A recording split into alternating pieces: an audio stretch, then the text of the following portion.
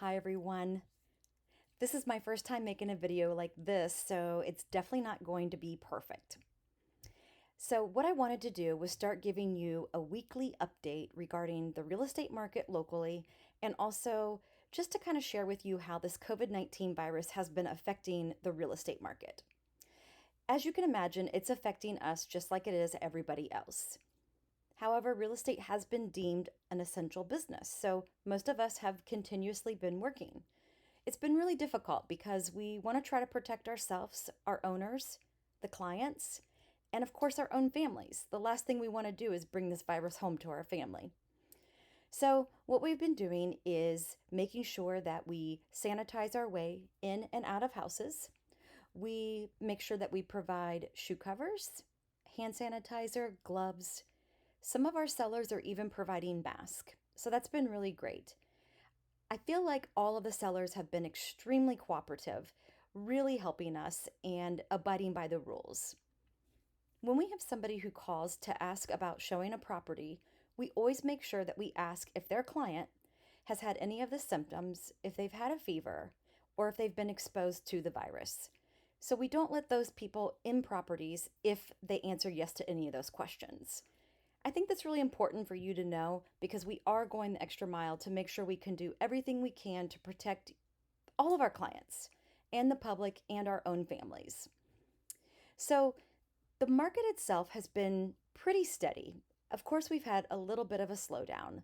I would say probably one of the biggest changes that have happened is some of the banks have definitely increased their minimum credit score.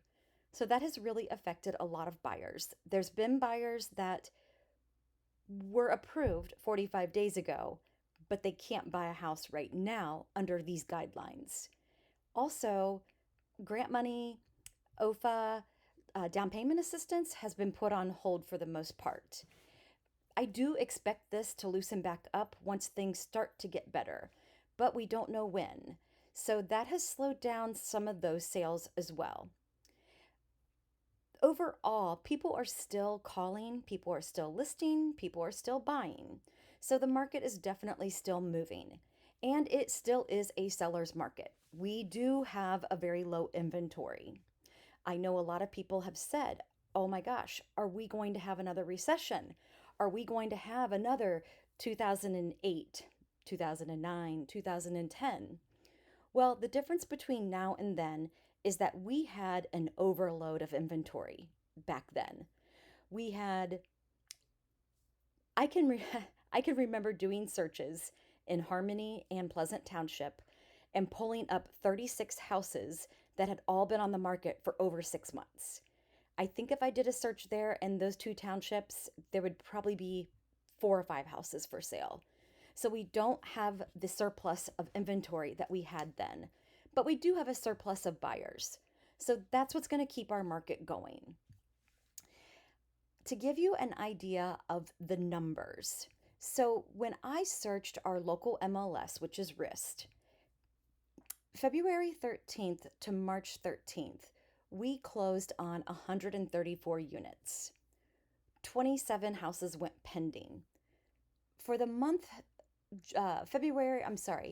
March 14th of 2020 until April 14th of 2020, we had 59 houses go pending and we had 147 houses close. Now, I will say that is definitely down from last year at the exact same time frame. Last year in 2019, we sold 174 units. So I'm sure that low inventory and this virus both play a role in that.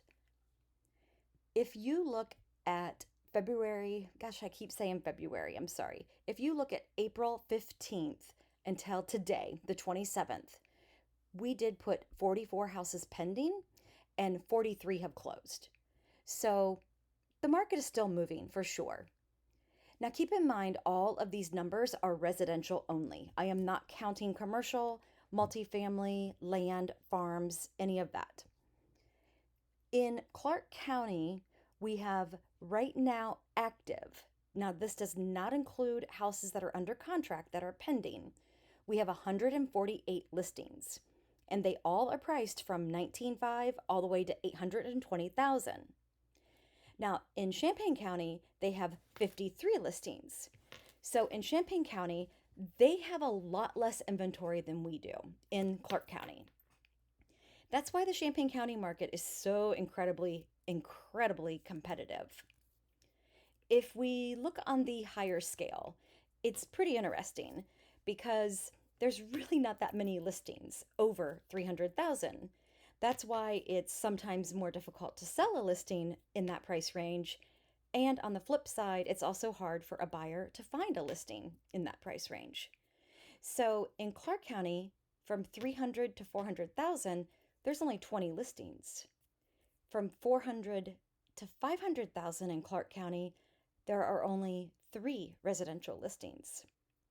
From 500,000 to 600,000 in all of Clark County, there are only 2 residential listings.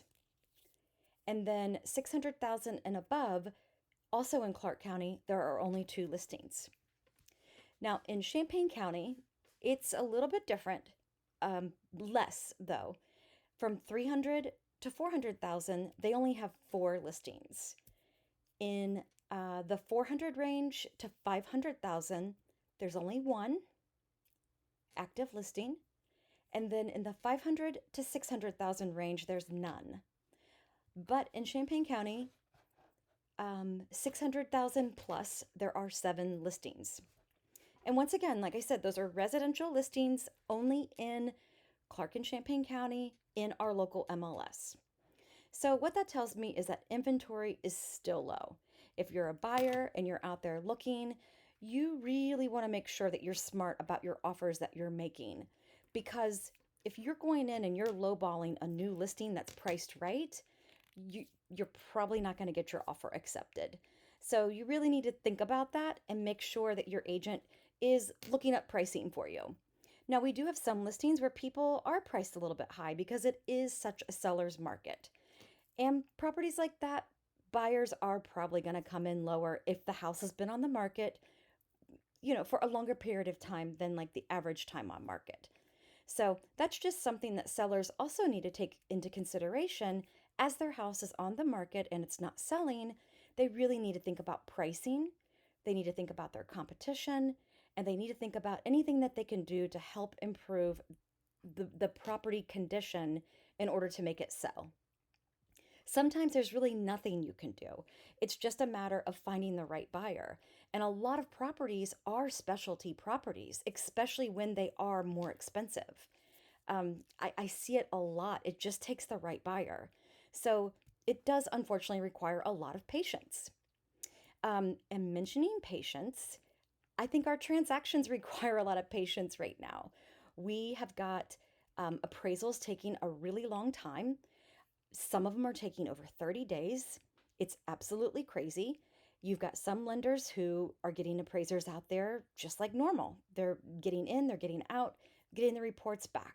So it's just all over the map. It just, like I said, it requires a lot of patience, a lot of communication, and a lot of grace. Just show each other grace. We will get through all of this together. We'll still sell properties. We'll still sell your property. We'll still sell you a property. It'll all work out. So that's what I'm going to cover for this week. And so next Monday, I'll give you a market update from today until next Monday, and then let you know a couple other tips, things that I've come across during the week.